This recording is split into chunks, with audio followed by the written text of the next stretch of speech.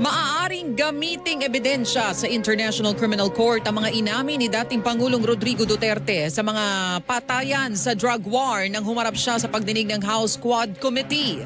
Matatanda ang sinabi ni Duterte na maaari nang ikonsiderang extrajudicial confession ang pag-amin niyang meron siyang mga pinatay at pinapatay sa gitna ng madugong kampanya laban sa illegal na droga.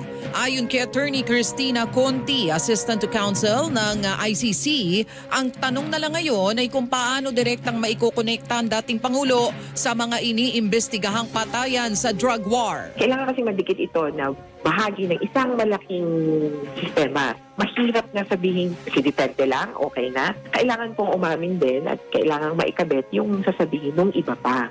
Kaya yung mga parang middlemen, bago makarating sa people on the ground, kailangan ma-establish din muna. Kaya medyo hindi lang yung extrajudicial confession niya ang